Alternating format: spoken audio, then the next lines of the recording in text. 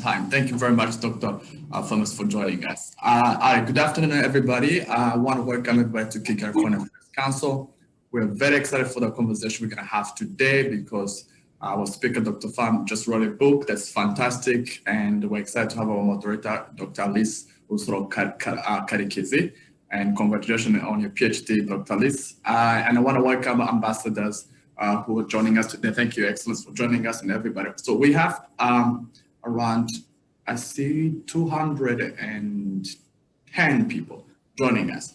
So we're going to try to take as many questions as possible, but I want to remind you, everybody, two things. One is we're on the record, and second, please send your questions.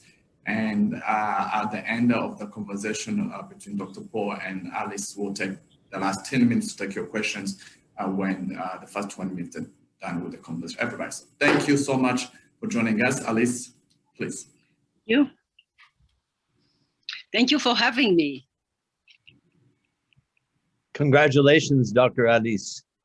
Thank you very much, Dr. Paul. Good to see you again. Good to see you, my dear. You could go ahead and start with the questions, Dr. Alice. Yes. Thank you very much, Tona, and welcome to all of you to the Kigali Foreign Affairs Council conversation. Thank you for all who are listening and viewing this from different parts of the city. First of all, I'm Alice Karekezi, and I'm a researcher and lecturer of the University of Rwanda's Center for Conflict Management. And it's a real privilege to be the moderator of this session today. As it has been, as it is known, the ambitions of that particular session is to provide our community with an opportunity to really engage in the global conversation. And I think today we have a unique opportunity to do so with one of the most distinguished global leaders in health science and charity with us, and Dr. Farmer. It's very tempting to ask so many questions, but I'm going to refrain to do that and stick myself to some of the most obvious. I've read a lot about your achievement and your actions across the globe. And one thing that struck me very much is in your, what I would call voyage around the globe, you have always two pillars, charity and health sciences. I would like to ask you, when you look at that, what do you think is really the inspiration behind this pattern that we can see in your work? And what's from your experience and your outlook of the world, do you think is the future of charity in international relations? So let me start by that. Thank you, Alice. You started with the tough ones. You know, I don't mind at all. In fact, I'm flattered in hearing my work regarded as a tension or a fruitful tension between charity and medical science. I think the real tension, though, is social justice and equity. And that more than charity. And by the way, you know, all you have to do is read some sacred text, the Bible, the Quran, the Talmud, and you'll see that charity comes highly recommended, and we need more of it in our lives, right? When a group like Solid Africa, based in Kigali, spends time cooking meals for patients at Seashuka, that's charitable work, and it's desperately necessary. But of course, the real social justice work would make it easier for there to be food for all patients across the nation of Rwanda and elsewhere. So that tension going forward in this era of acknowledgement of the importance of decolonizing global health, the importance of that tension of social justice will be critical, and maybe even the critical manner. And I'll stop there, Alice, but I do want to just give an example from Rwandan policy. You know, when you're rolling out a national program, whether it be for a new vaccine or a new therapy or a new diagnostic, The policy of the Ministry of Health has been to focus on the neglected people and neglected areas. And, you know, is that charity? Probably it's more social justice. It's the notion that being Rwandan confers certain rights, and that includes a freedom from want, illness, you know. So I think that tension of social justice is one that we should embrace as a community, including the foreign policy community, and let it move us forward more quickly than we would otherwise. Clearly, what is intriguing though is that you come clearly from a context of the pressures of the fee-for-service system, and we cannot take for granted that you'll embrace social justice, including and particularly when it comes to health. So thank you for that. The other thing that struck me also is your championship for universal health coverage. From your experience, be it to Peru, Russia, or Haiti, what do you think this is, how can we live that properly in Rwanda? What does it mean here in this context, given the policy framework within which? Well, I think this idea of universal health care, universal health coverage, is exciting in part because it's vague, right? What would that look like? We're all driven, and again, I think this is the social justice secret code of the tension you mentioned earlier. We're all enchanted by notions of universalism, that everyone deserves something. Rwanda has a tough history of what happens when you don't have universalism. And so does the United States, of course, and I hope we'll have a chance to go into that. I'm sure it's of great interest to the Foreign Affairs Council to think critically inside these places where we work, whether you work as an ambassador or an aid worker or an envoy of any type or someone in my field. You get to know the details inside. So why champion UHC if it's so far off? And, you know, I think the answer is very often humans, the species we are, you know, are drawn to goals that may seem unrealistic. And again, I go back to Rwandan history. Whenever I get discouraged, it just is, it's like a spiritual exercise. And I do it regularly. Sometimes I used to do it, this kind of exercise every week, but it's still very useful to me. And I think about Rwanda in 1995 and think, who on earth would have thought that Rwanda could come back from that? And I know this is your area of expertise, Alice, more than mine, but I'm just saying it is inspiring for people in very difficult healthcare delivery work to think about universality on the one hand, that everyone deserves a fair shot, and then to look at some of the things that have happened in Rwanda that were manifestations of that desire. Rwanda hit universal access to AIDS care, as it was then defined, before any other country, probably on the continent, and certainly before the United States. So, I think this notion is already at work. And again, you're more positioned to talk about how conflict management, avoidance, solutions play a role in Rwanda's renaissance, but it is real from a medical point of view and a public health point of view. Thank you, Dr. Farmer.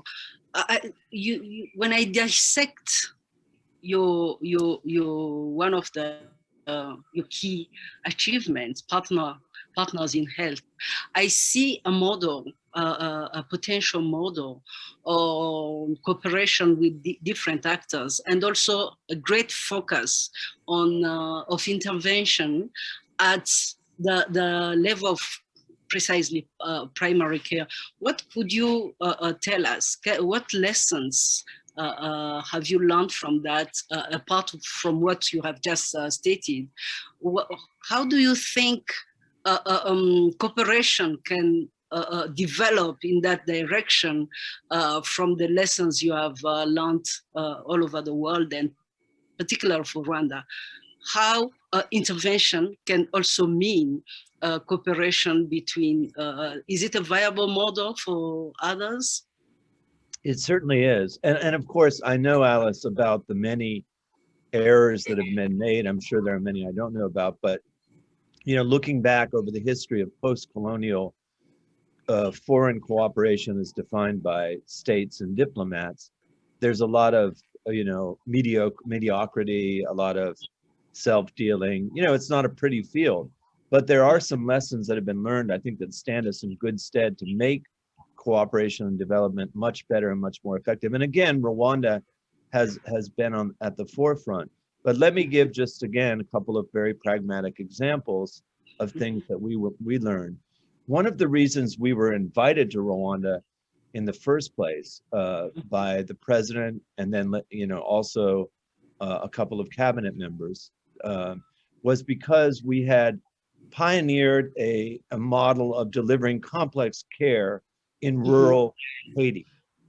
And anybody with the kind of foresight that the Rwandan leadership had back then, even 2002, would say, hey, we live in a largely rural society still. In fact, the whole continent is more than half rural, unlike many other continents.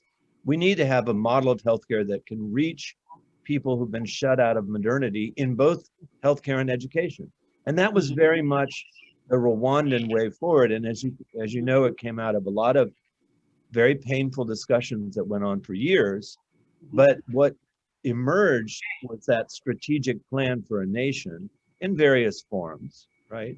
And so back to the question of cooperation. Are there or are there not significant institutions in the world that could help Rwanda meet those goals? And the people who were in charge at the time, many of whom are still involved in public life, decided that many of those could indeed help Rwanda make those goals, but others could not. And so Rwanda began at a very difficult time to put fairly sharp limits on the way that cooperation and development work would proceed in Rwanda. And I happened to be there for many of those years. And I'll just say, as a Mzungu, I'm not a Mzungu anymore, but it's not easy, right, to be there as a non-governmental organization and then harness your work, your cooperation, and your resources, whatever they may be, to the sovereign country's national plan. It's not easy even when you're a respected and welcome guest, but it's important.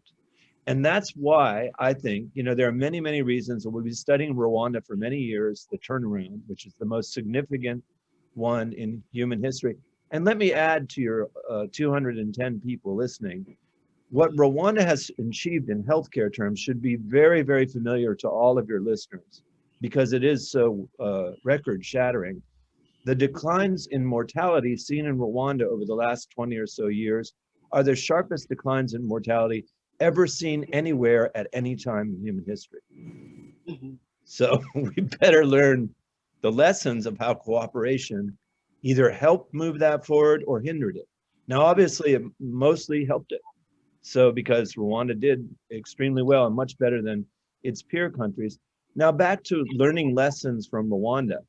When I go back to the United States and I push and push and push among my medical colleagues for more attention, not just to primary care, but to community-based care, it's not because I like working in community-based care. I'm actually a hospitalist and a subspecialist in a big fancy teaching hospital in Boston, right? Yes. It's because we have to have that system, and we learned that from Rwanda, just how powerful that could be, to have people, community health workers, linked to clinics, and clinics linked to district hospitals, and district hospitals linked to tertiary referral centers. That's Rwanda's model. It's straightforward.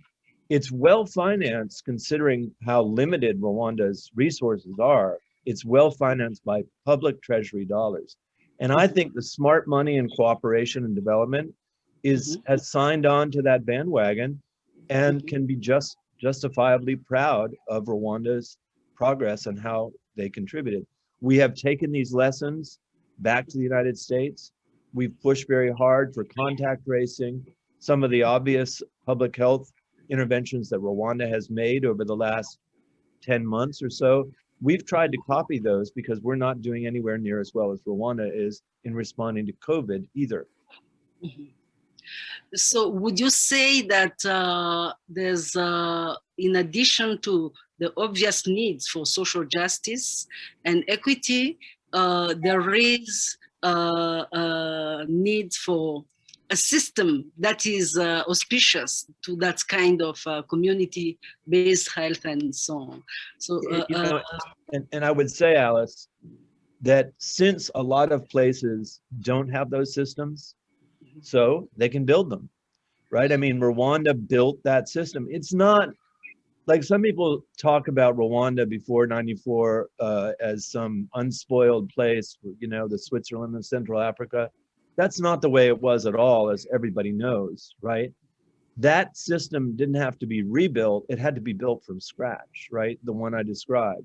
Now, I also work from Rwanda. I went to Sierra Leone and Liberia, and I invite your listeners to reflect on what a thing that was in 2014. All those years of Rwandan building, you know, if you're in and out of Rwanda all the time, you might not see it, but to go from Rwanda to Sierra Leone, that's a reminder of just how much progress Rwanda has made in the last quarter of a century.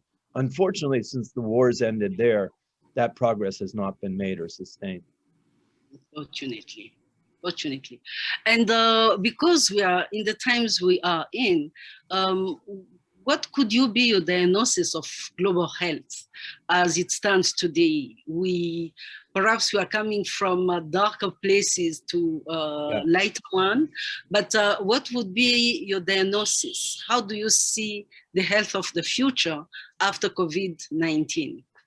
My diagnosis, Alice, is that global health has a very serious chronic ailment, but that ailment can be cured, and the prognosis is good. That's my diagnosis and prognosis. And I think Rwanda, again, has a very critical role to play, maybe even the critical role. I mean, if we talk about superpowers, right, usually that is not just, in your circles, that's not just an unqualified compliment, right?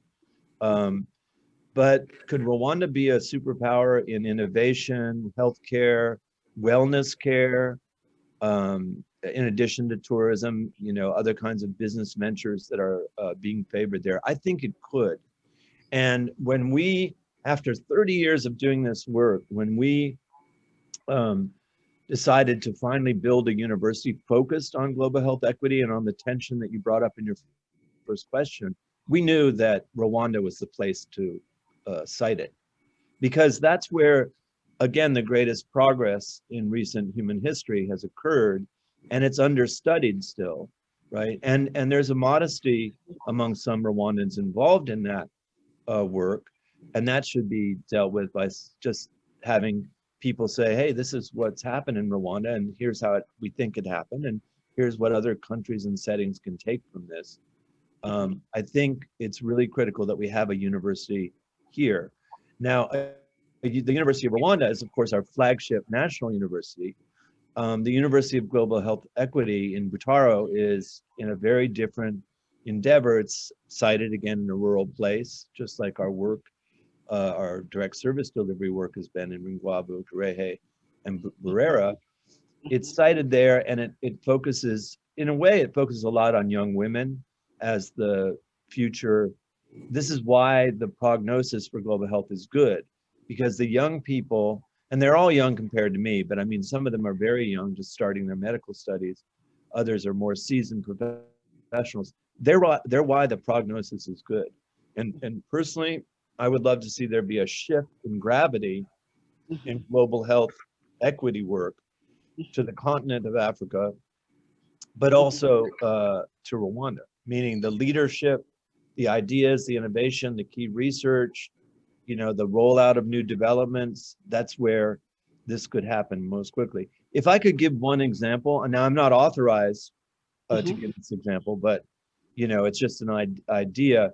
If you look at where we are with vaccination with COVID, and I know this would have been one of your questions, the amount of vaccine available, already manufactured, is of course not enough to have us meet the goals, even modest goals that have been set for the continent. And there's also some serious delivery challenges, meaning the rollout, the cold chain. But it sounds from comments His Excellency has made that Rwanda would be open and is planning to use the Pfizer vaccine, which requires refrigeration at very low temperatures and poses some challenges, right? But Rwanda can deal with those challenges, those logistic challenges, there's no doubt. So a lot of things could happen right now around COVID because Rwanda has the capacity to both do the implementation and study it while it's happening. So that's what the Ministry of Health in Rwanda, unlike most ministries of health, has really promoted learning by the cadre and including the senior people, that they actually do more training, as you just did completing a PhD.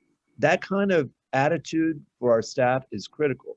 I'm thinking about our Rwandan staff, but it's critical here as well. So, you know, you look at where Rwanda is going, and do they really need a university in a rural area? I would say if we could focus on university, rather on global health equity, strengthen our links with other universities in the region, of course in the country, we're already linked to those, and the region and the world, and you know, see not only other places lessons learned in Rwanda, but share Rwandan lessons about how to respond to some of these major health equity challenges. Thank you very much. You have just touched upon my last question, which was very much on the place of the teaching in the development of health policy and health education in Rwanda. This bridge between the practice and the teaching. So could you tell us, as last question, what do you think, what remains that we should still do to develop models like the University of Global Health and Equity, and more teaching? How do you see the bridge, and what role have physicians, medical personnel in that development?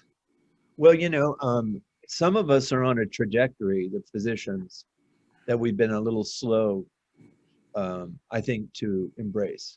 Not as slow as our colonial forebears, mind you.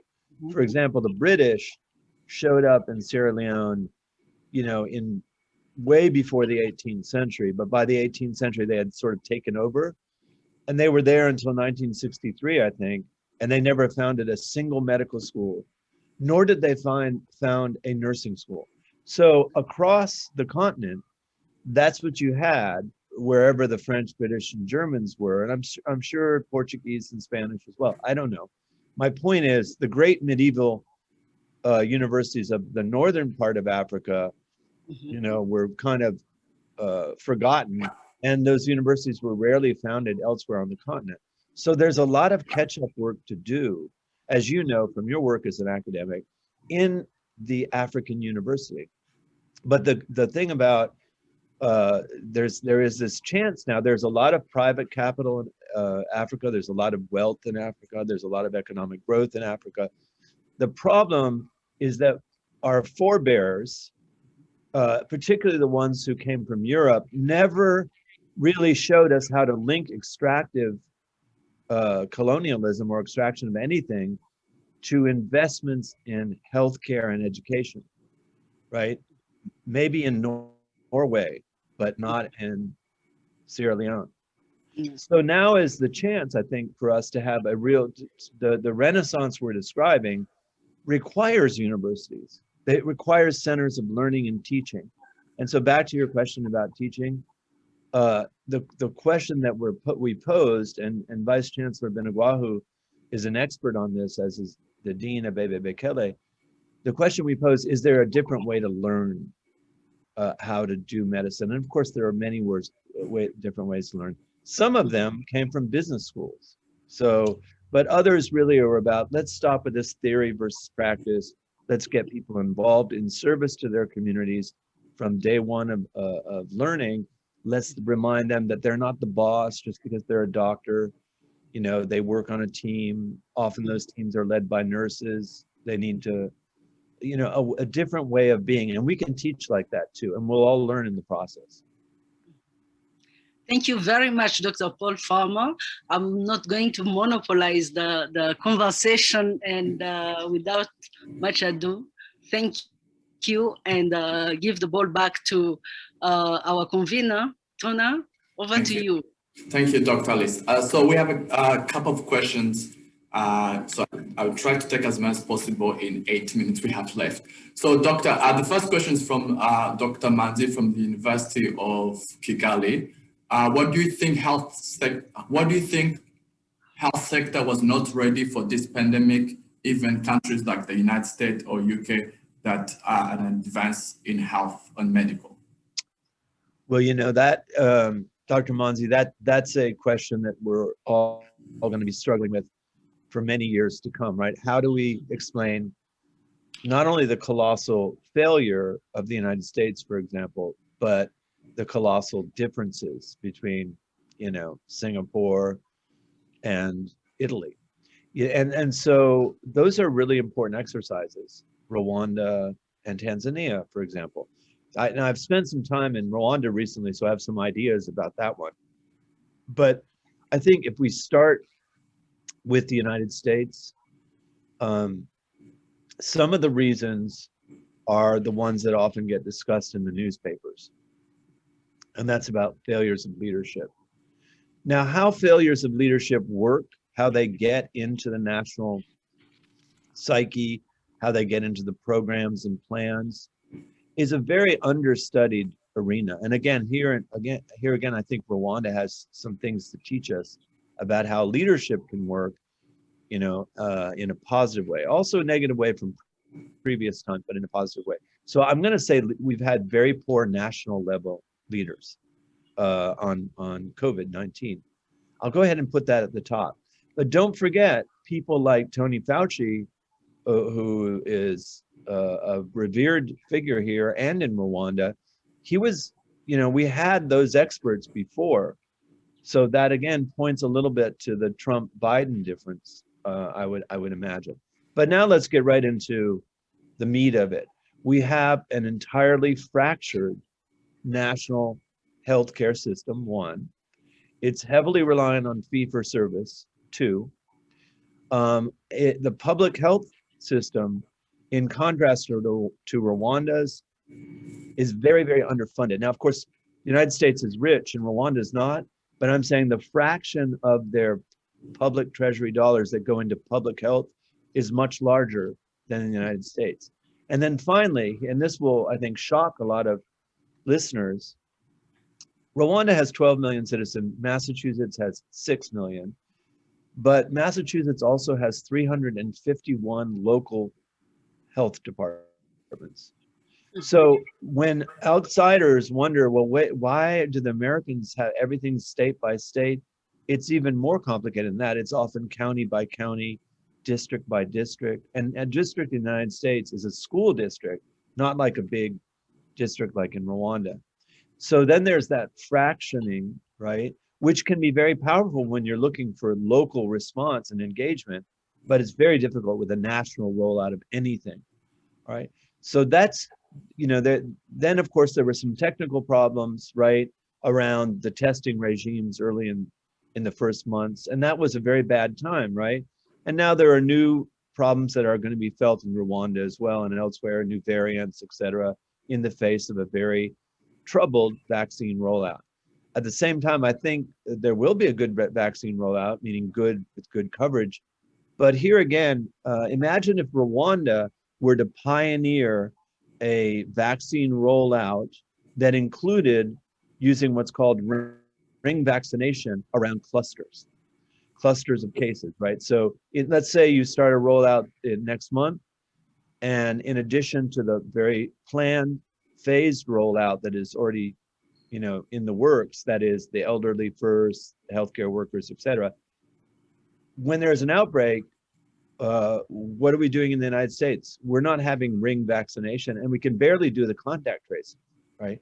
So Rwanda, where there is good contact tracing, is a place potentially where ring vaccination with the new vaccines, including the Pfizer vaccine or the Moderna vaccine, or any of them, could be used to attenuate the entire national epidemic in two ways at once, through steady vaccination, through rapid response teams. I don't think that's been done yet, and I think it needs to be done. We'll take the next question. It's from Karibata. Could you talk about, what should we do in order to turn this crisis into an opportunity once it's over? Well, first of all, what we're doing in the United States is something good. We're having a national reflection on the roles of structural racism, of a number of issues that seem tangential to a health crisis, but they're not. And you can see that, right? So for example, any inquiry about the pace of vaccination, which communities are being shortchanged and which ones are first in line, all of that is related to this more complex social history of the United States, of course, right? Now, how much people can pay attention to all this stuff coming in is a different story, right? There's a lot of information, coming in. But one thing that is open, and again, I just want to say, I think the Black Lives Matter movement has been very important for this, is people's minds were open this year and they were shut away, and there's lots of mental and substance abuse problems, we know, right? But they also could see things that they didn't see before. So there's much more interest right now in unemployment insurance, sick leave, equity in the healthcare delivery system, equity in general, right? And, just to give an idea of the way this might be momentous, the George Floyd sparked protests in the United States were probably the largest protests in a century in the United States. So that says it's something important, right? And of course it's important. But I think that even though this is a long way from the question, I think some of the things that we might do now to repair our American safety net, or to weave it for the first time, we have more of a chance right now than we have in my lifetime. So I'm optimistic other settings that I know less well will seize that moment. And again, I keep going back to Rwanda because I think Rwanda took crime and tragedy and somehow, with a magical alchemy, made it into something that both honors memories, but allows us to move forward and build. All right, so there's a couple, we have 45 seconds. There's a couple questions about your book. So you just wrote a new book. I forgot about the book. Fever, Further, and Diamonds, and it's talking about Ebola. The question is, what kind of message are you trying to convey in the book? Well, I will say one thing. There is a little love letter to Rwanda in the book, as you probably already saw, Tona. I think when I was writing this book, and I understand we have to close up, don't worry if I'm sounding professorial. When I was writing this book, I mostly wanted to elevate West African voices. That's not going to surprise you, right? I mean, I wanted to draw on West African scholars, on my patients, on my new friends working there, because I went there in 2014, as you know, from reading the book, right?